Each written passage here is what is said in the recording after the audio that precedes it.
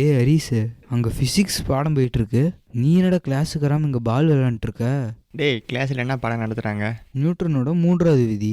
அதை தாண்டா நான் இங்கே பண்ணிகிட்டு இருக்கேன். என்னடா விளாட்ற? டே, இப்போ இந்த பந்தை செவத்தில் அடிக்கிறோன்னா அடித்த பந்து ரிட்டன் வருதா இல்லையா? ஆமாம், வருது. பந்து தூக்கி எறியும் போது செவத்தை நோக்கி போகுது. பந்து செவத்தை நோக்கி போகிறது நான் கொடுக்குற விஷயம் இல்லை. ஆமாம். ஆனால் பந்து செவத்தில் பட்டு திரும்பி வருதில்ல, அது யார் கொடுக்குற விஷயம்? ஆமாம்ல, நீ தூக்கி போடுற, அதனால பந்து போகுது. ஆனால் எப்படி அங்கேருந்து திரும்பி வருது? இதில் தாண்டா நியூட்டனோட மூன்றாவது விதி இருக்குது. நியூட்டனோட மூன்றாவது விதியா? அப்படின்னா என்னடா? அதைத்தான் இன்னைக்கு நம்ம கேஎஸ்ஆர் சமுதாய வானொலியில் சொல்ல போகிறாங்க. வா போய் கேட்கலாம். அதுக்கு முன்னாடி வகுப்புக்கு போயிட்டு போயிடலாம்டா. சரி, போகலாம்.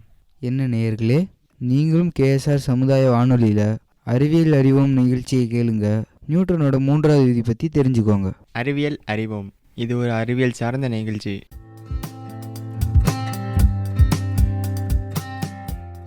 நேயர்களுக்கு வணக்கம். இந்திய சுதந்திரத்தின் அமுதப் பெருவிழா, மத்திய அரசின் விஞ்ஞான் பிரச்சார், அறிவியல் பலகை, தமிழ்நாடு அறிவியல் தொழில்நுட்ப மையம் ஆகியவற்றோடு கேஎஸ்ஆர் சமுதாய வானொலி இணைந்து வழங்கும் அறிவியல் அறிவோம் நிகழ்ச்சி. இன்னைக்கு நிகழ்ச்சியில நியூட்டனின் மூன்றாம் விதியை பற்றியும் அதற்கு பின்னால் உள்ள அறிவியலை பற்றியும் தெரிந்து கொள்வோம். வாங்க நேயர்களே, நிகழ்ச்சிக்கு போலாம்.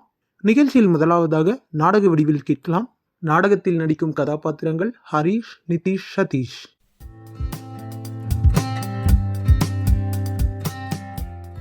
நியூட்டனின் மூன்றாவது விதி. நாடகத்தின் பாத்திரங்கள் ஹரிஷ், சந்தோஷ், நிதிஷ். காட்சி 1, பள்ளி விளையாட்டு மைதானம். பள்ளி விளையாட்டு மைதானத்தில் ஒரு மரத்தின் அடியில் ஹரிஷ், சந்தோஷ் மற்றும் நிதிஷ் ஆகியோர் ஒரு பெஞ்சில் அமர்ந்து பாட புத்தகங்களில் கவனம் செலுத்தி வருகின்றனர். வாருங்கள் நேயர்களே, அங்கு என்ன நடக்குது என்று பார்க்கலாம்.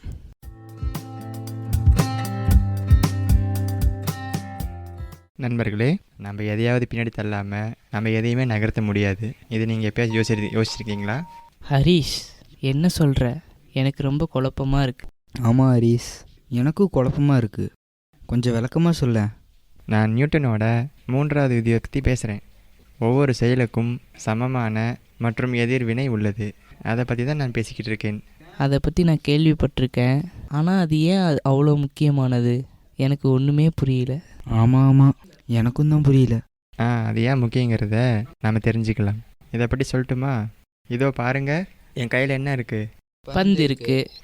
இந்த பந்தை நான் முன்னாடி தள்ளுறேன். அது நகருதா? ஆமாம், நகருது. பந்து தள்ளினா நகர தானே செய்யும். அது சரிதான், பந்து தள்ளனா அது நகரதான் செய்யும். ஆனால் அது உங்களுக்கே தெரியாத ஒரு விஷயம் இதில் இருக்குது. நான் பந்து எவ்வளோ விஷயோடு தள்ளுறனோ அதே அளவு விஷய பந்தும் என் கைகளுக்கு திருப்பி கொடுக்கிறது. இது பார்க்கும்போது உங்களுக்கு தெரியாமல் இருக்கலாம். ஆனால் நியூட்டனோட மூன்றாவது விதிப்படி இது சமமான விசையை என் கைகளுக்கு கொடுக்கிறது. அப்படின்னா நம்ம எதையாவது தள்ளும்போது அது நமக்கு சமமான சக்தியோட நம்மளை பின்னாடி தள்ளுறதுன்னு சொல்கிறீங்களா? சரியாக சொன்னீங்க. நியூட்டனோட மூன்றாவது விதியானது பிரபஞ்சத்தில் இருக்கக்கூடிய சக்திகளோட சமநிலையை பற்றி சொல்லிக்கிறது. ஒவ்வொரு செயலுக்கும் சமமான ஒரு எதிர்வினை உண்டு. இதை தான் உங்ககிட்ட நான் எவ்வளோ நேரமாக சொல்லிகிட்டு இருக்கேன். புரிஞ்சிச்சா? புரிஞ்சுது ஹரிஷ்.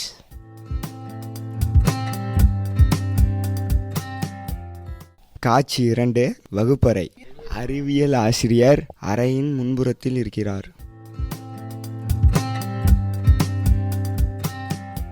மாணவர்களே, நியூட்டனோட மூன்றாவது விதி பற்றி இப்போ உங்களுக்கு புரிஞ்சிருக்குன்னு நினைக்கிறேன். ஒவ்வொரு செயலுக்கும் சமமான மற்றும் எதிர்வினையும் உள்ளது. இதைத்தான் நியூட்டனுடைய மூன்றாவது விதி சொல்கிறது. இதுக்கு யாராவது உதாரணம் சொல்ல முடியுமா? நான் சொல்கிறேங்க ஐயா. நல்லது ஹரிஷ், சொல்லுங்கள். ஐயா, நம்ம நடக்கும்போது நம்ம கால்கள் தரையை பின்னோக்கி தள்ளுகிறது. அதுக்கு பதிலாக தரையானது நம் பாதத்தை முன்னோக்கி தள்ளுகிறது. இதனால தான் நம்மளால் நடக்க முடியுது.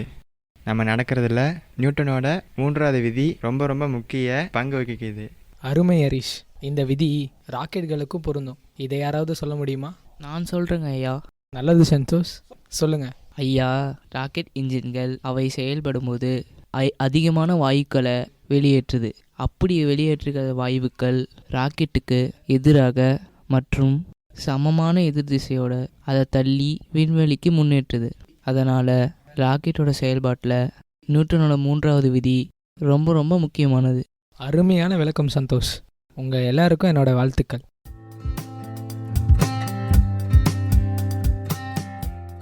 காட்சி 3, பள்ளி அறிவியல் கண்காட்சி. பள்ளியில் அறிவியல் கண்காட்சி நடந்து வருகிறது. ஹரிஷ், சந்தோஷ் மற்றும் நிதிஷ் ஆகியோர் நியூட்டனின் 3வது விதி என்ற தலைப்பில் ஒரு சாவடியை அமைத்துள்ளனர்.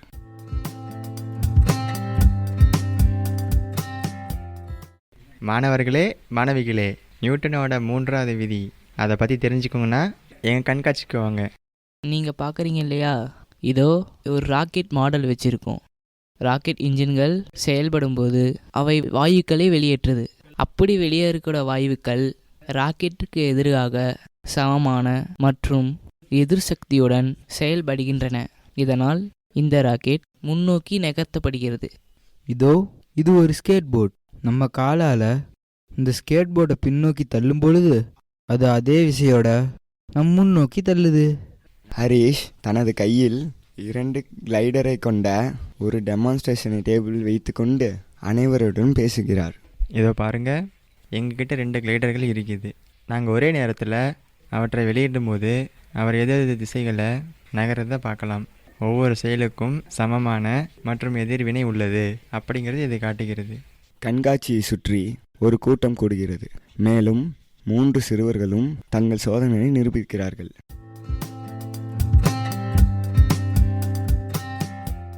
காட்சி 4, விவாதம்.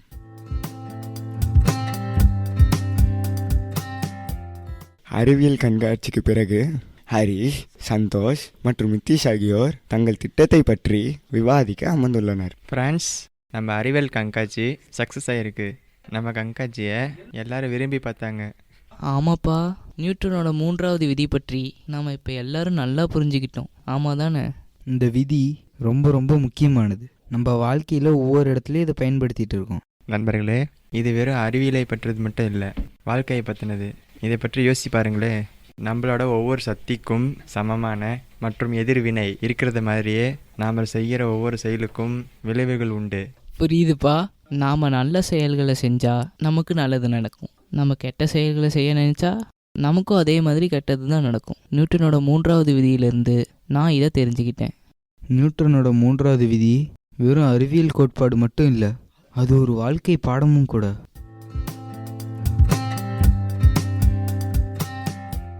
தொடர்ந்து கதை வடிவில் கேட்கலாம். கதையை எழுதியவர் மற்றும் கதையை வாசிப்பவர் நீலகண்டேஸ்வரன்.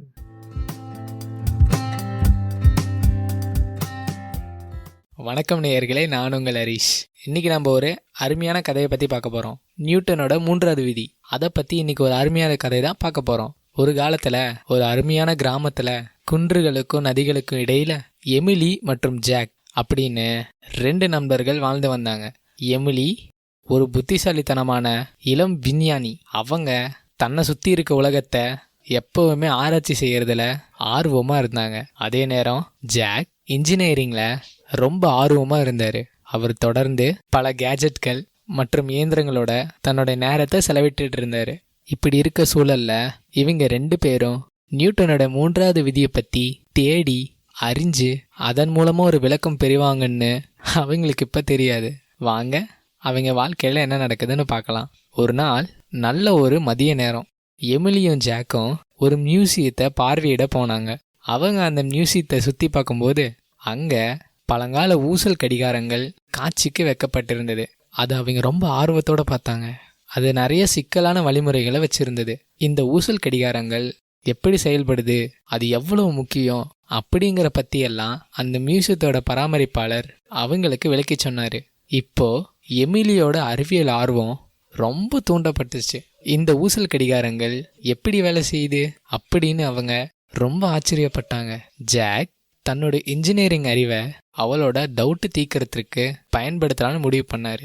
ஊசல் கடிகாரங்களால் கவரப்பட்ட அவர்கள் அருங்காட்சியகத்தோட ஒரு பரிசு கடையிலிருந்து சின்ன ஒரு ஊசல் கடிகாரத்தை வாங்கினாங்க. அதை வாங்கிக்கிட்டு வீட்டுக்கு கொண்டு போனாங்க. வீட்டுக்கு போன உடனே எமிலி அந்த கடிகாரத்தை கவனமாக ஆய்வு செஞ்சாங்க. கடிகாரத்தில் இருக்கக்கூடிய ஊசல் ஒரு பக்கமாக இழுக்கப்பட்டு விடப்பட்டா அது முன்னாடியும் பின்னாடியும் போயிட்டு வரத எமிலி கவனிச்சாங்க. எமிலி ஜாக்கை நோக்கி, ஜாக், இந்த ஊசல் ஏன் இப்படி இருக்குது, இதை பற்றி நீங்கள் என்னைக்காவது யோசிச்சிருக்கிறீங்களா அப்படின்னு கேட்டாங்க. ஜாக் தன்னோட கன்னத்தை தடவிக்கிட்டு எமிலிக்கு பதில் சொன்னார். எனக்கு இது முழுமையாக தெரியல எமிலி, ஆனால் இதுக்கும் நியூட்டனோட இயக்க விதிகளுக்கும் ஏதாவது தொடர்பு இருக்கலாம்னு நினைக்கிறேன். இப்போ இவங்க 2 பேரும் நியூட்டனோட 3வது விதி அடிப்படையில் அந்த கடிகாரத்தை ஆய்வு பண்ண தொடங்கினாங்க. எமிலியும் ஜாக்கும் புத்தகங்கள் மற்றும் ஆன்லைன் ஆதாரங்களிலிருந்து பல்வேறு தகவல்களை திரட்டி ஆராய்ச்சியில் ஈடுபட்டாங்க. கடைசியா ஒவ்வொரு செயலுக்கும் சமமான மற்றும் எதிர்வினை உள்ளது அப்படின்னு சொல்லப்பட்ட நியூட்டனோட 3வது விதியை அவங்க கண்டுபிடிச்சாங்க. அவர் சொன்னதை புரிஞ்சுக்கிறதுல அவங்களுக்கு கொஞ்சம் சிக்கல் இருந்தது. கடைசியா எமிலி ஒரு யோசனைக்கு வந்தாங்க. ஜாக், இங்க செயல் அப்படிங்கிறது ஊசலுக்கு நாம கொடுக்குற உந்துதல், எதிர்வினை அப்படிங்கிறது எதிர் திசையில அதோட இயக்கம், சரிதானே அப்படின்னு சொன்னாங்க. ஜாக் சம்மதத்தோட தலையசைச்சாரு. நீ சொல்றது சரியாதான் இருக்கு, ஆனா நம்ம இதை சோதிச்சு பார்க்கலாமா அப்படின்னு ஜாக் சொன்னாரு. அவங்க ஒரு எளிய பரிசோதனையை நடத்தினாங்க.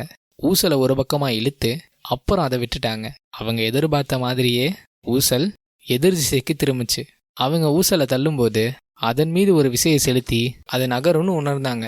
ஊசல் அவங்க கொடுத்த விசைக்கு ஈடாக சமமான மற்றும் எதிர் விசையை செலுத்தி அது பின்னோக்கி செல்லும் அப்படிங்கிறது அவங்களுக்கு புரிஞ்சிச்சு. அவங்க தொடர்ந்து அந்த பரிசோதனை செய்யும் பொழுது அவங்களுடைய உற்சாகம் அதிகமானுச்சு.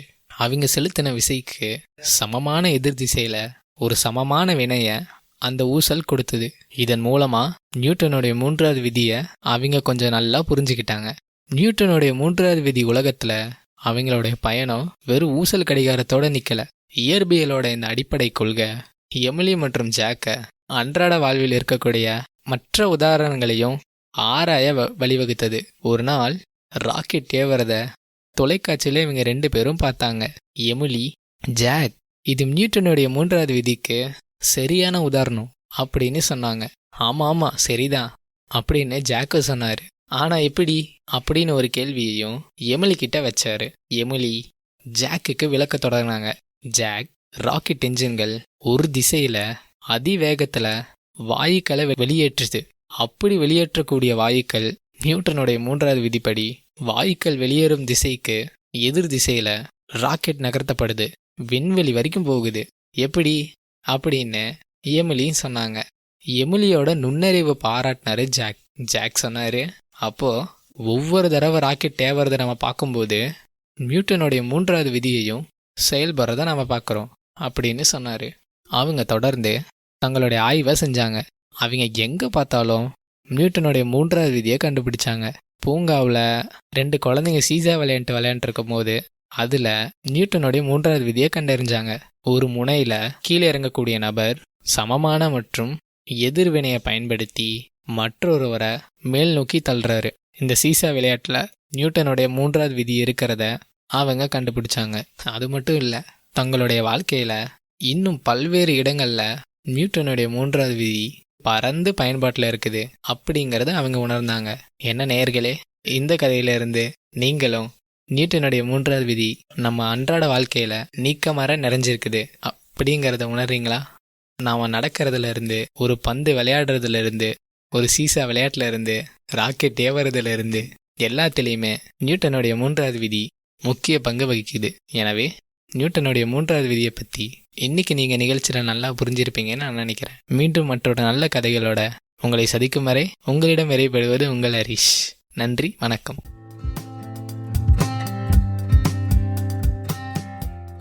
டே நீலா, என்னடா நொண்டி நொண்டி நடந்துட்டு இருக்க? அது ஒன்றும் இல்லைண்ணே, படகு சவாரி பண்ணிட்டு இருந்தேன். கரைக்கு வரலான்னு பார்த்தேன், ஜம்ப் பண்ணேன், படகு பின்னாடி போயிடுச்சு, நான் கீழே விழுந்துட்டேன், காலில் அடிபட்டுருச்சு. அதான் நியூட்டனோட 3வது விதியை பத்தி கொஞ்சமாவது தெரிஞ்சு வச்சிருந்தா நீ கீழே விழுந்திருக்க மாட்ட, காலில் அடியும் பட்டிருக்காது. நியூட்டனோட 3வது விதினா என்னன்னு? நல்லா கேட்ட. அதை பத்தி தான் இன்னைக்கு நம்ம கேஎஸ்ஆர் சமுதாய வானொலியில அறிவியல் ஆராய்ச்சியாளரும் முனைவருமான வி தேவபாரதி அவர்கள் சொல்ல போறாங்க. வா கேட்கலாமா? கேட்கலானே.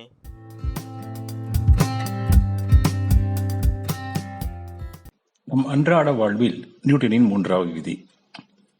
இப்போ எல்லாம் உடம்பு குறைக்கணும்னா வாக்கிங் போகணும், பல வியாதிகளிலிருந்து காத்துக்கிறதுக்கு வாக்கிங் போகணும், நடை பயிற்சி மேற்கொள்ளணும், காலையிலையோ மாலையிலையும் சொல்கிறாங்க. அது நடக்கும்போது நம்ம இந்த நியூட்டனின் 3வது விதியை பயன்படுத்திக்கிறோங்கிறத நினைவு வச்சுக்கோங்க.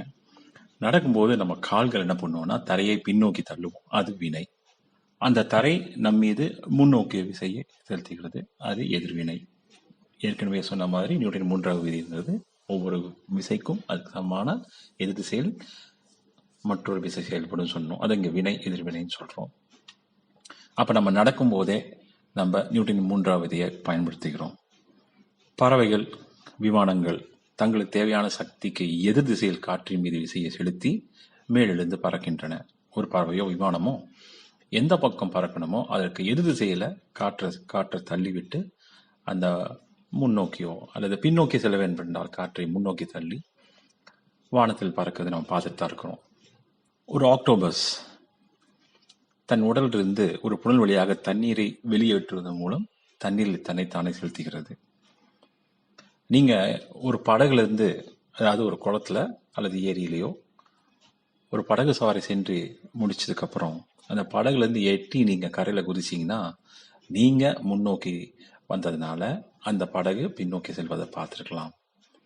எப்பவுமே அந்த படகு சவாரி சென்ற அந்த படகு ஓட்டுநர் படகு கெட்டியாக பிடிச்சிக்குவார் நீங்கள் கீழே விடாமல் இருக்கிறதுக்கு. இதே நீங்கள் சுற்றுலா செல்லும் போதெல்லாம் பார்த்துருக்கலாம்.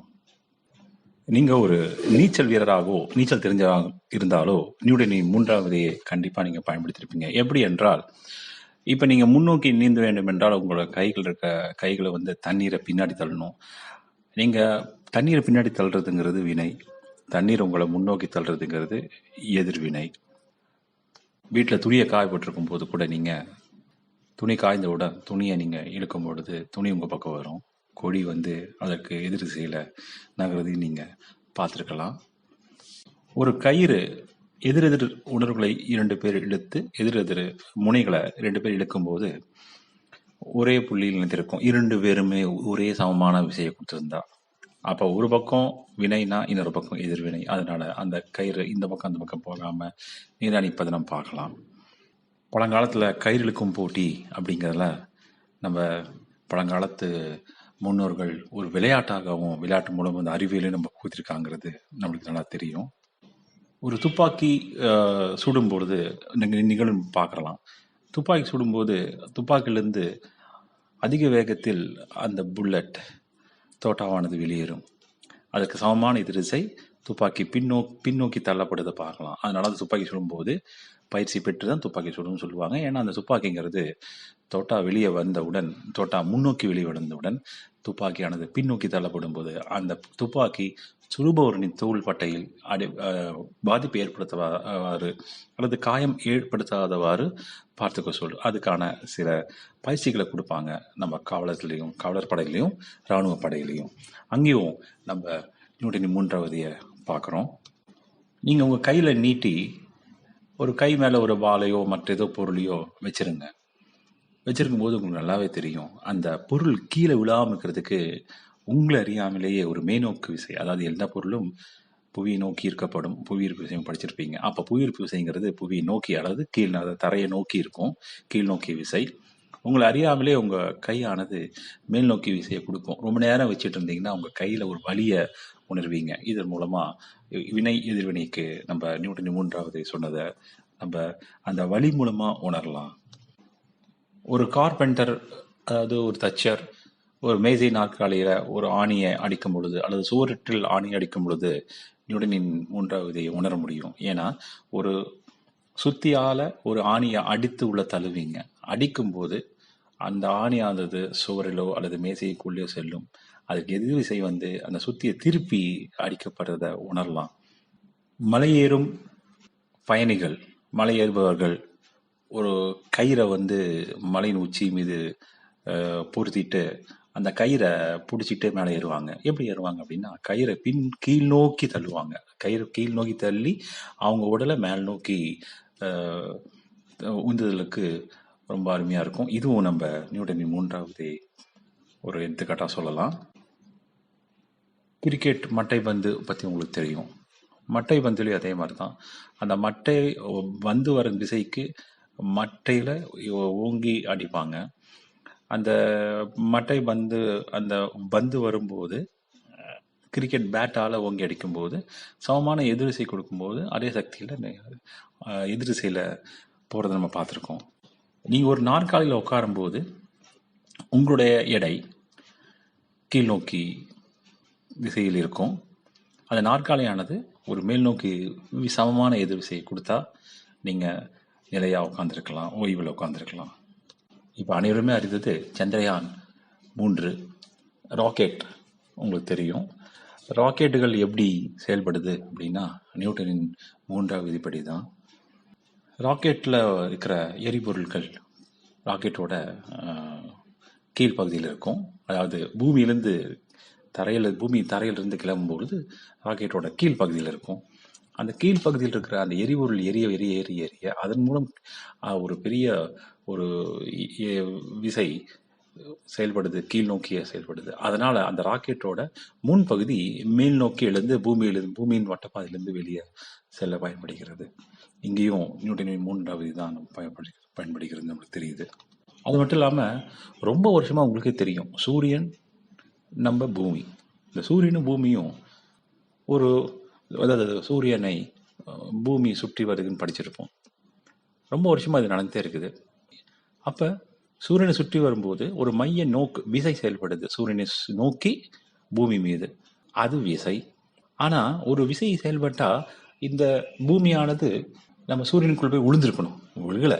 ஏன் அப்படின்னா இந்த மைய நோக்கு விசைக்கு எதிரான ஒரு மைய விலக்கு விசை பூமியில் செயல்படுறதுனால அந்த சூரியனுக்கும் பூமிக்கும் உள்ள தொலைவு அதே அளவு பல வருடங்களாக மாறாமல் இருக்கிறதுனால நம்ம பூமியானது சூரியனை சுற்றி வருகிறது. யோசிச்சு பாருங்க, இந்த மாதிரி ஒரு விசை இல்லைன்னா நம்ம பூமியானது சூரியனுக்கு அப்பால் வெகு தொலைவில் வந்து நம்மளுக்கு சூரிய வெளிச்சமே கிடைக்காம இருக்கும். இன்றளவும் கூட பூமியானது சூரியனை சுற்றி வர காரணம் பூமி மேல செயல்படக்கூடிய சூரியனால் பூமி மீது செயல்படக்கூடிய மைய விலக்கு விசையும் பூமி சூரியனிலிருந்து எதிர் திசையில் செயல்படுத்தக்கூடிய மைய விலக்கு விசையும், அதாவது நியூட்டன் சொன்ன போல விசை எதிர் விசை. அதனால தான் இன்றளவும் நாம பூமி வந்து சூரியனை சுற்றி வர்றதுக்கு மிக முக்கிய காரணமாக இருக்கிறது.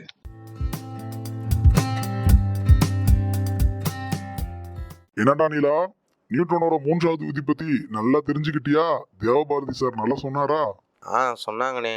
நம்ம அன்றாட வாழ்க்கையில எல்லா செயல்பாடுகள்லயும் நியூட்டனோட 3ஆவது விதி இருக்குது. வா போலாண்ணே.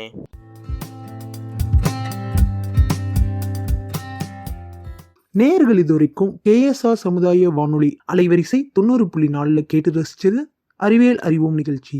நியூட்டனின் 3ஆம் விதியை பற்றியும் அதற்கு பின்னால் உள்ள அறிவியலை பற்றியும், மேலும் இந்நிகழ்ச்சியில் இடம்பெற்ற நாடகம், கவிதை, கதை ஆகியவற்றுக்கு அறிவியல் சார்ந்த கருத்துக்களை தந்த அறிவியல் ஆராய்ச்சியாளரும் முனைவருமான வி தேவபாரதி அவர்களுக்கும் கேஎஸ்ஆர் சமுதாய வானொலி சார்பாக நன்றியை தெரிவித்துக் கொள்கிறோம்.